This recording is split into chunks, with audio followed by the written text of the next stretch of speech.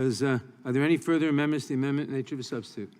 Mr. Chairman. For purposes, Mr. Massie seek recognition. Mr. Chairman, I have an amendment to offer. I reserve a point of order, Mr. Chairman. Clerk will report the amendment. The point of order is reserved. Amendment to the amendment in the nature of a substitute to H.R. 1808, offered by Mr. Massie of Kentucky. Without objection, the amendment will be considered as read. The gentleman is recognized for 5 minutes to explain his amendment. I thank the chairman. The underlying bill that we're marking up today purportedly does two things. It purports to ban weapons of war, although it doesn't ban the SKS, the M1 Garand, the M1 carbine, or a variety of other weapons that were designed for the military.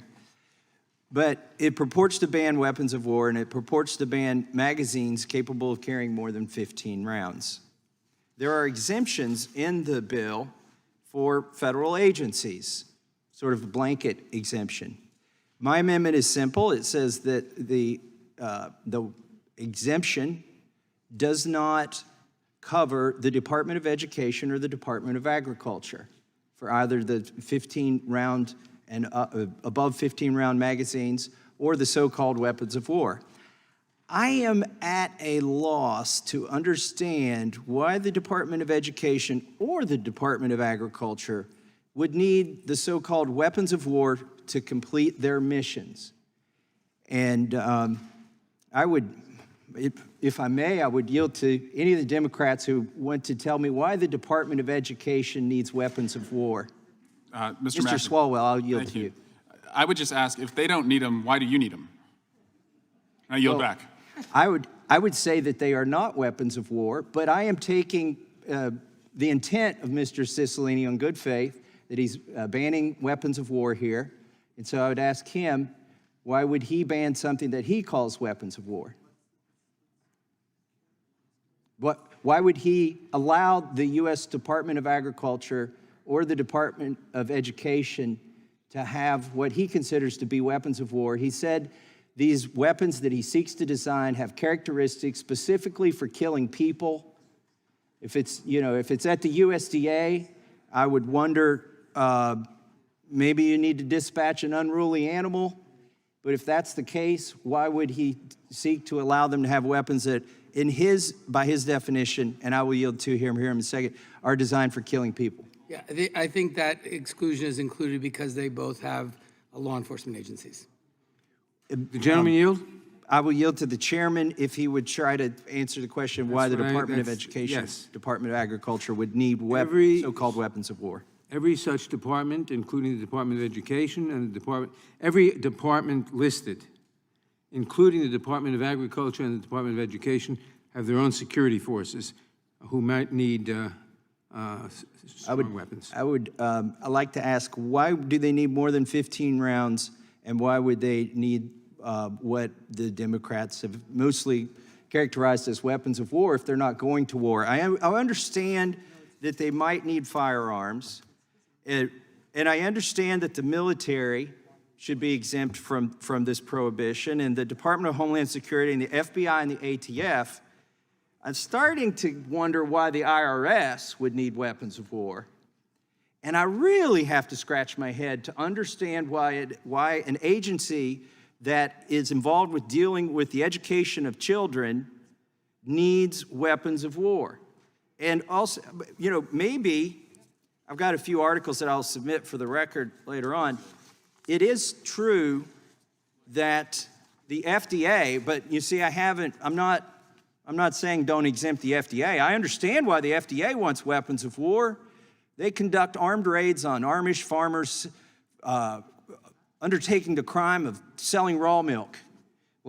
So I didn't seek to exclude the FDA from your exemption, but I cannot understand why the USDA, a department tasked with helping farmers, needs weapons of war, or how they would be able to help farmers with weapons of war if they show up with them. And I don't have anybody really who seems to want to answer that question, so I offer my amendment and urge its adoption. I think it's common sense. I think it improves the bill and increases, for you all, its likelihood of passage in the Senate, but your bill's probably dead on arrival there anyway, and I yield back. Purpose, does the gentleman from Ohio seek recognition? Strike the last word, Mr. Chairman. Gentleman is recognized. So the basic principle here is this. Under the legislation, if the legislation passed, law-abiding citizens will no longer be able to purchase an AR-15, the most common rifle in the country. No longer be able to do that. But the government will. Even bureaucrats at agencies like, as Mr. Massey's pointed out, Department of Education, Department of Agriculture. Now, something just doesn't seem right about that. That just seems strange to me. Yeah, and I think if you ask folks in the 4th District of Ohio that I get the privilege of representing, they'll say, what? That's what this bill allows? So that's all this amendment says. Like, look, FBI, okay. Department of Education, probably not. Yeah, I mean, it's like, this is pretty simple. So I'd be happy to yield more time if he's got more to say, but it's pretty basic, but I'd be happy to yield to the gentleman from Kentucky. Well, to enter these agencies, you have to go through a metal detector. And they have a civilian mission. They do not have a military mission. And I think Dan Bishop said it well. It really begs the question, are these, and I'm not saying it as well as he did, but how can you say these are weapons of war and then argue that they need to go to agencies that are not engaged in war and should never be engaged in war? And let me just reiterate, a vote for the underlying bill after voting against this amendment is saying that you think that these, what most Americans would think are benign agencies like the Department of Education, we're the government and we're here to help, like the Department of Agriculture, we're the government and we're here to help. Most people don't think they need weapons of war, that they don't have a military-style mission. And, you know, I'm not contending myself. I am taking at face value that Mr. Cicilline and what Mr. Swalwell says, that these are weapons of war. They're clearly not weapons of war. If you want to give them to the Department of Education, which is involved in curriculum and whatnot, and the Department of Agriculture, these are not weapons of war. So please either vote for the amendment or vote against the bill. Yield to the gentleman from Florida. The entire reason we have the Bill of Rights is because there are certain rights that have to be reserved to the people, not government. And Mr. Massey's amendment shows how this legislation has turned the Constitution and the Bill of Rights on its head.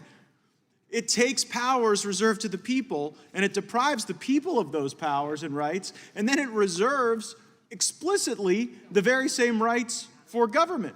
Not for the military, but for like the deputy commissar of pencil erasers at the Department of Education. They want you weak and the government strong. They want you disarmed and the government armed to the teeth. I'm reminded of a quote from Austin Powers, where Austin Powers introduces one of his colleagues as a representative from the militant wing of the Salvation Army. I didn't know he had a militant wing of the Department of Education or the USDA. But I am certainly aware that our fellow Americans are concerned about a very troubling trend where these bureaucracies are getting their own militias and arsenals. It would probably surprise most Americans that just this year, the IRS has purchased $700,000 worth of ammunition. So when you peel back all the layers of the onion, the party of big government isn't actually against guns and ammo. They're just against you having them, because they want a citizenry that is repressed and dominated and ultimately subjected. And by the way, our founders were so brilliant, they knew this would happen. And they knew that the Second Amendment wasn't going to be about hunting or self-defense, but about curating an appropriate balance that is necessary for a free society where we don't have to live in fear that one day some deputy administrator from the Department of Education is going to knock our door down, and that as a result of us not having the appropriate protractor, that we're somehow going to be in a disadvantageous position regarding our safety, and far more important, regarding our liberty. I yield back to the gentleman from Ohio. And to the gentleman from Kentucky. And as the gentleman from Ohio has pointed out several times in this committee, if they want federal agents at the school board meetings, we don't need the Department of Education to go. The FBI is already there. I will yield back to the gentleman from Ohio. Yield back, Mr. Chairman.